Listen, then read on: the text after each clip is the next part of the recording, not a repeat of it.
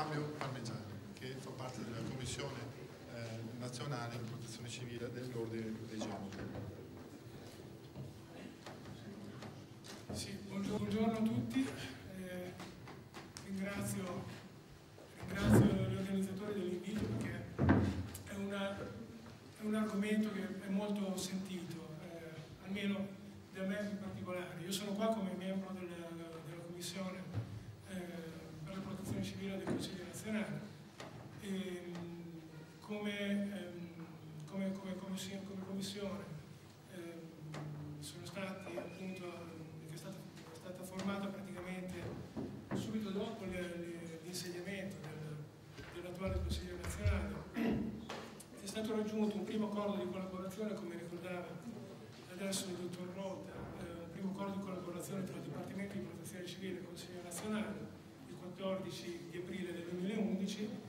Successivamente sono stati stipulati due protocolli di intesa, uno per il rischio sismico e uno per il rischio idrogeologico, e negli ultimi, proprio recentemente, sono stati messi a punto degli atti di indirizzo sulle procedure operative, sull'impiego dei geologi volontari appunto in emergenza. Questo impiego delle squadre di geologi volontari riguarderà a questo livello esclusivamente eventi di tipo C. Eventi di tipo C sono eventi di interesse nazionale, come l'ultimo sisma in Emilia Romagna è un evento di tipo C. Mentre invece a livello locale, per interventi di più diciamo a livello locale, ogni ordine regionale è stato invitato a istituire una commissione di protezione civile a livello regionale che si deve interfacciare con i dipartimenti regionali di protezione civile appunto per la gestione degli eventi locali, mentre invece appunto questi accordi riguardano eventi di livello nazionale. Il 29 ottobre ci sarà una riunione a Roma in cui tutti i coordinatori delle varie commissioni regionali e noi come commissione del Consiglio nazionale, più il gruppo di lavoro che è costituito anche da funzionari del Dipartimento di Protezione Civile, vedremo di mettere a punto anche i corsi che sono previsti appunto da questi atti di indirizzo per dare la formazione alle persone che devono intervenire sul terreno. Qui non so cosa si possa leggere, comunque questo è un diagramma di flusso che riguarda più o meno la procedura prevista da questi atti di indirizzo per eventi, ribadisco, di tipo C. C'è un'attivazione al coordinatore della commissione del Consiglio nazionale da parte del Dipartimento di Protezione Civile, il quale poi attiva il coordinatore della regione interessata, che allerta le squadre e fornisce poi i nominativi al Dipartimento di Protezione Civile. Grosso modo il flusso è questo. Ecco, io sono stato chiamato in questa commissione, non faccio parte del Consiglio nazionale, ma sono stato chiamato a far parte di questa commissione perché all'epoca in cui è stata costituita, all'inizio del 2011, io ero il presidente dell'Associazione dei Geologi dell'Emilia Romagna per la protezione civile, GeoProCiv.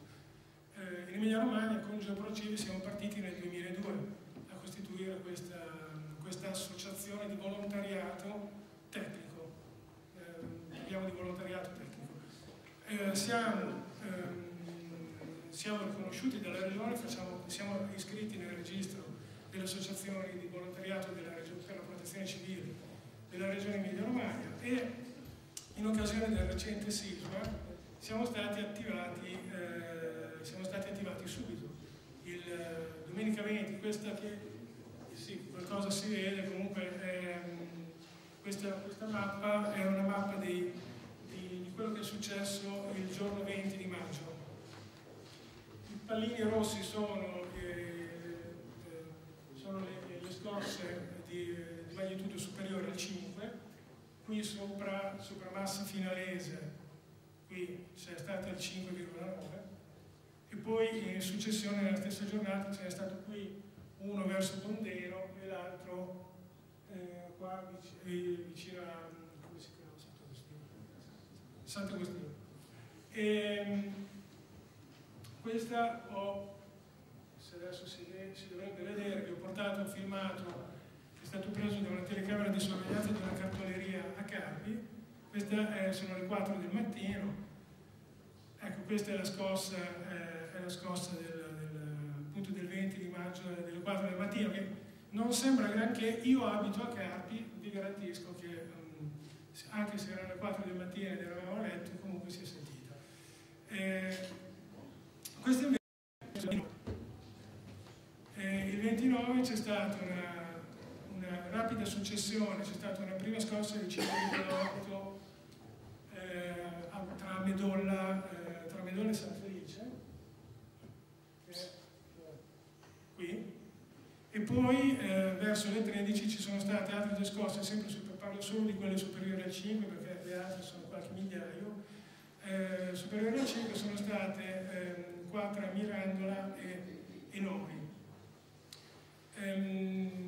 Anche qui io ripeto, abito qua a Carpi, quindi sono coinvolto direttamente. I miei figli questa mattina sono andati a scuola in un container perché le scuole sono ancora inagibili. Anche questo c'è un filmato, questo è abbastanza interessante perché si vede c'è qui la signora sempre all'interno della stessa cartoleria.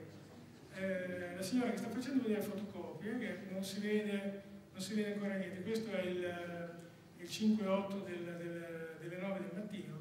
Poi a un certo punto, ecco, scappa e non si vede ancora niente. Dopo 2 secondi arriva e comincia a ballare tutto. Che o ha sentito il rumore, che sono arrivate prima le onde P e le S.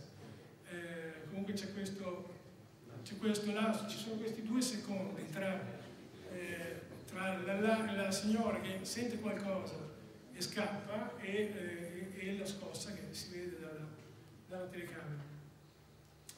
E dicevo che come associazione dei geologi dell'Emilia Romagna siamo stati attivati subito per il rilievo degli effetti ecosismici. Abbiamo fatto il rilievo di tutte le liquefazioni all'interno del territorio appunto, dei territori interessati relativamente all'Emilia Romagna. Qua sono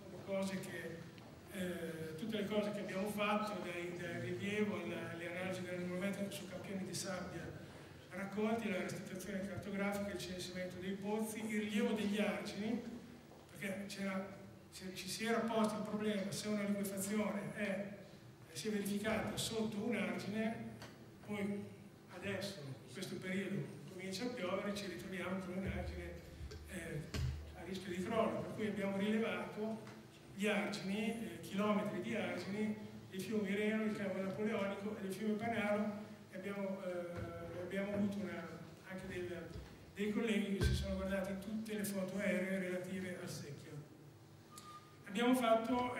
Eravamo chiamati all'interno del gruppo, il cosiddetto gruppo di lavoro sulle liquefazioni, che era costituito dal Dipartimento di Protezione Civile, era coordinato dal dottor Dolce, dalla Regione Emilia Romagna, c'eravamo noi come associazione di geologi e l'Università di Ferrara e di Firenze.